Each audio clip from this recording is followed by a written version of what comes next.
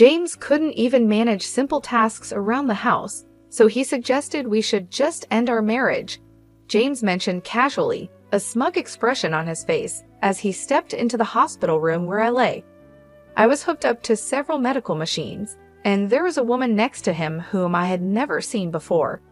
Little did James realize, I had amassed a fortune worth $10 million, making a divorce not just a personal turning point, but potentially a life-saving escape for someone like me, who had been merely a homemaker until now. All right, if that's what you want, I silently consented. Staying married to someone who resorted to mocking his partner, especially when they were vulnerable and unwell, was unthinkable. I dug into my bag, retrieved the divorce papers I had the foresight to keep on hand, and presented them to James with a smile. He took them, clearly pleased with himself. Now I can leave you behind. I'll be happier with her, so don't fret, James declared, looping his arm around the woman, introduced as Sophia Loren.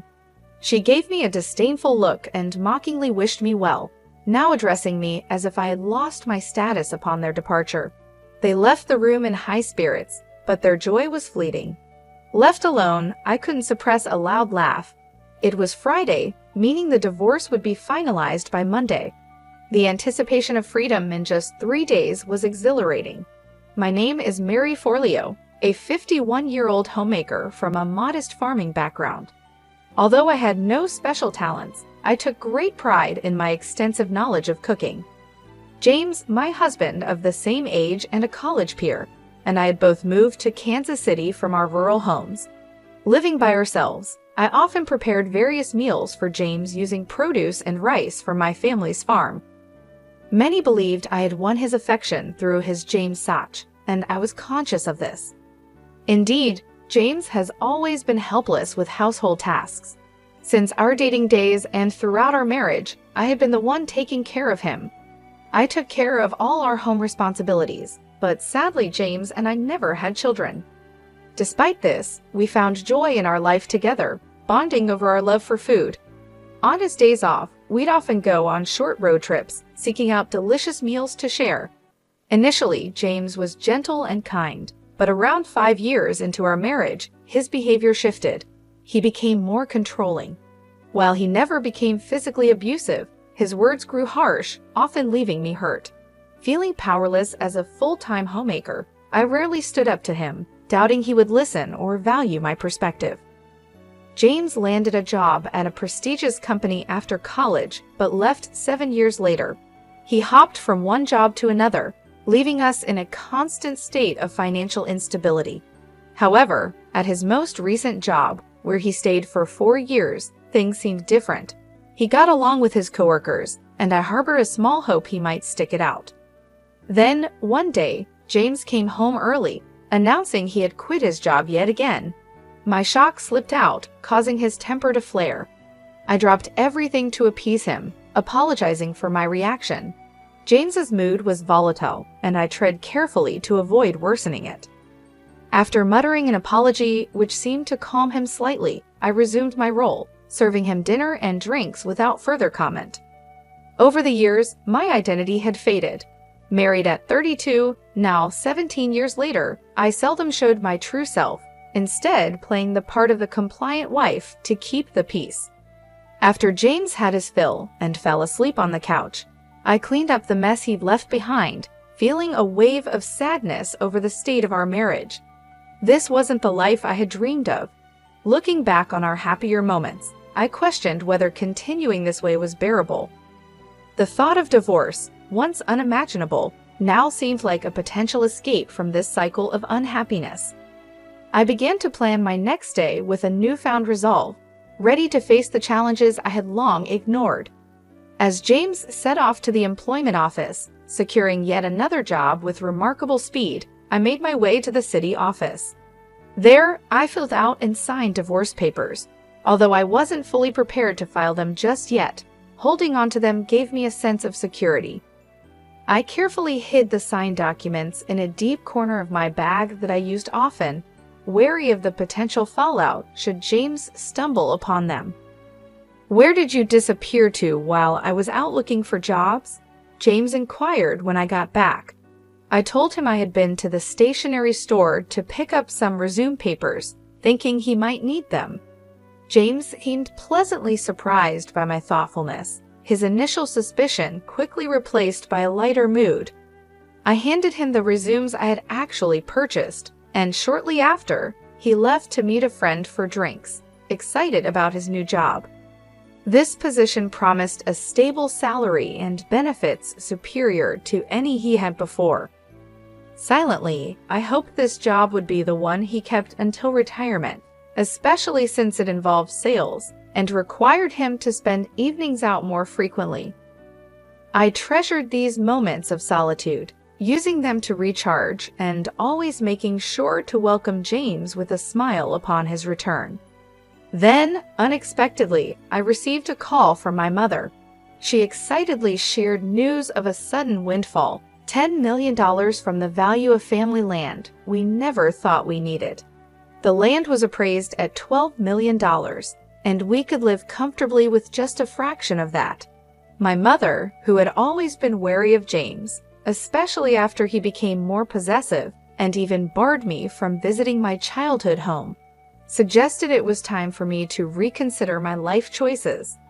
She revealed that she had transferred the property, inherited from my grandmother, into my name to avoid inheritance taxes, providing me with an unexpected path to freedom. About a week later, I found myself in the aftermath of a traffic accident. Thankfully, my life was not in danger, but I would need to stay in the hospital for a week. After securing my belongings, including the divorce papers, in the hospital room's drawer, I contacted James to inform him of the accident. His first reaction was not concern for my well-being, but worry over who would prepare his meals during my hospital stay. This response further cemented my realization that my journey toward independence, fueled by my inheritance and the silent preparation of divorce papers, was not only necessary but imminent. I was on the brink of confronting James for valuing his meals over my well-being when I broke the news to him that I'd be hospitalized for a week. Apologizing, I suggested he find his meals elsewhere during my hospital stay. His reaction was anything but supportive. "Not even cooking for your own husband? What a lazy wife," he complained, before declaring he was on his way to the hospital. I had originally intended to discuss the inheritance with him that very night, but his response made me reconsider. As I lay in my hospital bed, hooked up to machines and undergoing various tests, I couldn't shake the feeling that my gut instinct about keeping the inheritance a secret was right. When James arrived, his harsh words stung deeply. Standing there with a smirk, he criticized my inability to manage household tasks even in my condition, and suggested a divorce, demanding compensation. Next to him was a woman I didn't recognize, oblivious to the fact that I was worth $10 million. He didn't understand that for me, a divorce wasn't just an end to our marriage, but a crucial turning point. Finally, I resolved to end it. Confronting a man who could so callously insult his wife while she was vulnerable was not something I could tolerate. I handed him the divorce papers I had secretly prepared, watching as his smirk widened. "Now I can leave you behind. I'll be happier with her," he claimed, putting his arm around the girl he called Hannah. As they mockingly bid me farewell and left, laughing, I couldn't help but laugh myself. It was Friday, and the divorce would be processed by Monday. The thought of being free in just 3 days filled me with anticipation. The weekend passed quietly without a word from James, offering me a peace I hadn't felt in a long time, despite the restlessness from inactivity. Whenever I felt agitated, the nurses would encourage me to stay calm. By Monday evening, my phone began to incessantly ring with calls from James. Initially, I ignored them, but after half an hour of relentless ringing, I decided to pick up, curious about what he could possibly have to say after everything that had transpired. Upon answering James's persistent calls, his immediate shouting couldn't help but draw a laugh from me, which only fueled his fury further. He was irate that the divorce papers hadn't gone through as he expected. I couldn't resist chuckling as I informed him that I had preemptively filed a notice of non-acceptance, recalling how he used to casually threaten divorce during our arguments. I thought it best to safeguard against his impulsive decisions. James, flustered, demanded I withdraw the notice immediately. However, I stood firm, asserting my newfound resolve not to bend to his every whim. I calmly explained that any changes couldn't be made until after my hospital discharge, and even then, we would have to navigate the official procedures together at the municipal office. James's desperation, especially his eagerness to formalize his relationship with Hannah, whom he introduced as his new partner during my hospitalization, was both appalling and amusing. When I inquired if Hannah was the woman he intended to marry, James's confirmation only highlighted the absurdity of his situation. Since we were still legally married, Hannah was, in essence, his mistress. I maintained my composure in the face of James's irrationality, further agitating him by indicating that the division of our assets, including the complications arising from his actions, would be handled by my lawyer. I reminded him that I had diligently managed our home and remained faithful, placing the responsibility of our failed marriage squarely on his shoulders. James seemed confused, wrongly assuming that my inability to perform household duties while hospitalized constituted neglect on my part. I patiently explained that his failure to care for me, and his expectation that I should cater to his needs despite my condition, was unreasonable. Not only was it neglectful, but as an adult, he should be capable of managing his own affairs. James's attempts to justify his behavior with flawed logic were bewildering. He clung to the belief that his relationship with Hannah absolved him of any wrongdoing, dismissing the fact that his affair was a clear breach of our marriage vows. Despite his stubborn insistence, it was evident that his arguments would hold no water in any reasonable discussion, let alone in legal proceedings. His inability to grasp the gravity of his actions and the legal and moral implications of cheating was astounding, revealing just how diluted his perspective had become. Choosing to put an end to the unproductive exchange, I informed James that any further communication should be conducted through our lawyers. Cutting the call short, I didn't wait to hear his objections. Though he tried reaching out several times afterward, I steadfastly ignored his attempts, leading to his eventual silence. This brief respite was shattered the next morning, as my phone incessantly rang from 8 a.m. Answering the call, James immediately vented his frustrations about being unable to withdraw money from what he assumed was a joint bank account. Given that joint account holders typically have equal access, his difficulty puzzled me until I realized he might be attempting to access my personal account. Upon inquiry, James confirmed his intentions to withdraw from my account, igniting a tirade filled with irrational demands. James's outrage was unbridled, yet he failed to grasp the precautions I had taken the day before my hospitalization. Anticipating potential financial recklessness on his part, I had informed the bank to freeze any withdrawals until I could oversee them myself upon discharge. This precaution was vindicated by James's current actions attempting to withdraw funds from an account that, especially in light of our impending divorce, he had no right to access. Despite this, James saw no issue with his request and pressed me for an immediate withdrawal.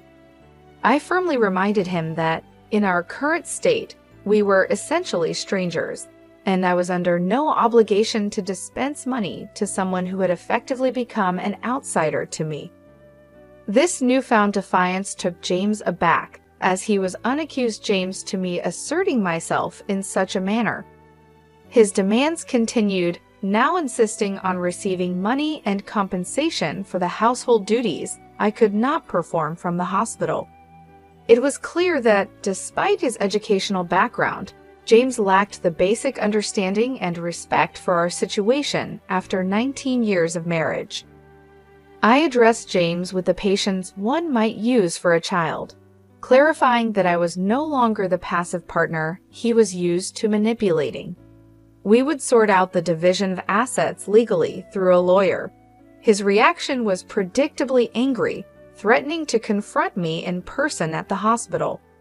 Unperturbed, I had already taken measures to ensure my privacy and safety, instructing the nursing staff to admit no one but my parents to my room. True to his word, James did attempt to visit, only to be halted at the nurse's station, as evidenced by the continuous ringing and subsequent flood of messages on my phone. This barrier further illustrated the decisive steps I had taken towards independence and self-respect, standing firm against James's unreasonable expectations and intrusions. I archived all the messages James sent as proof and promptly reached out to my lawyer. It wasn't long before my attorney contacted James, which effectively halted the onslaught of messages.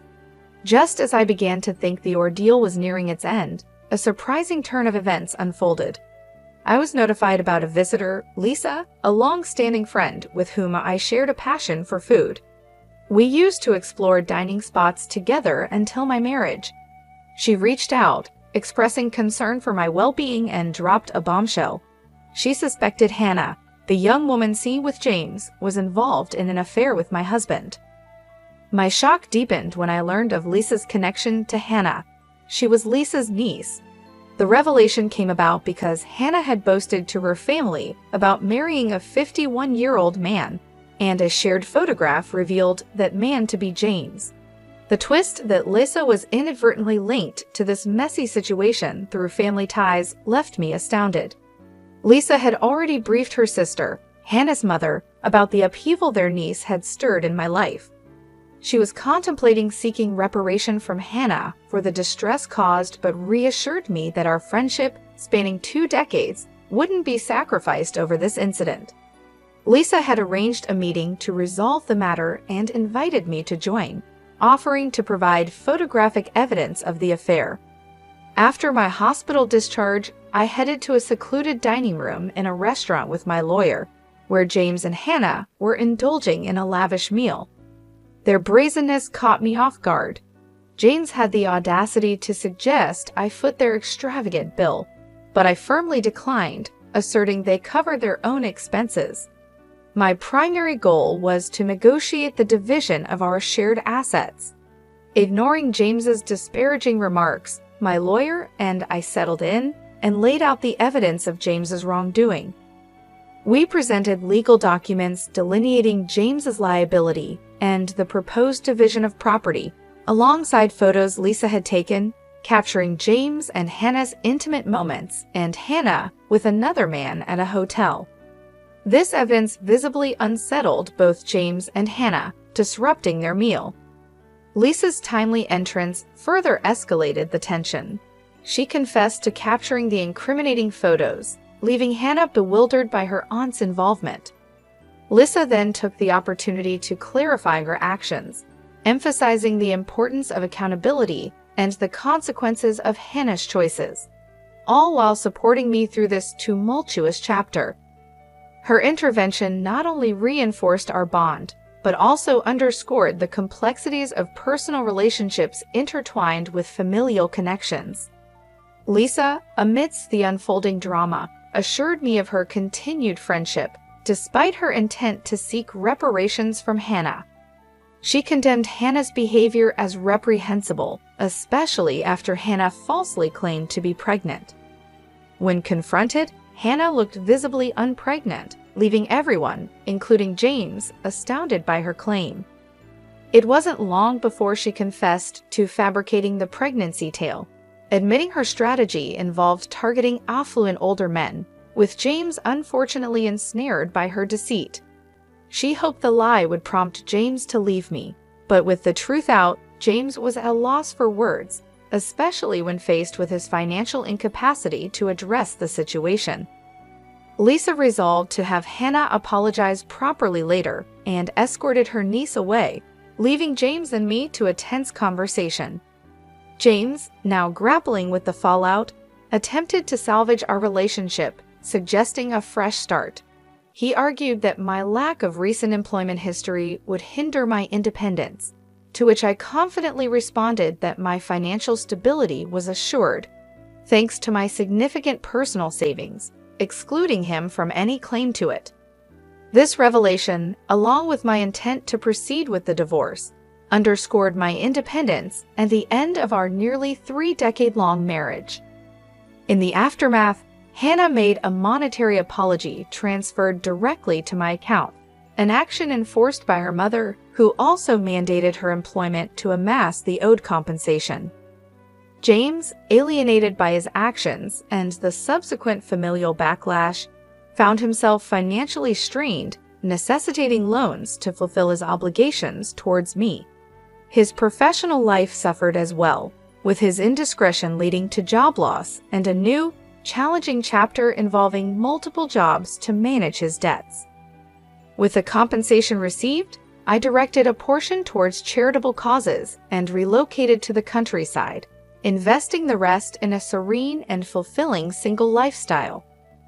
My bond with Lisa remained strong. We embraced our singleness, planning to cohabit, explore culinary delights, and embark on leisurely journeys together.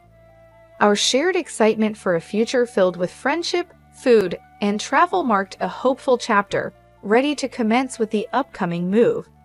I looked forward to a life of joy and authenticity, free from the shadows of the past.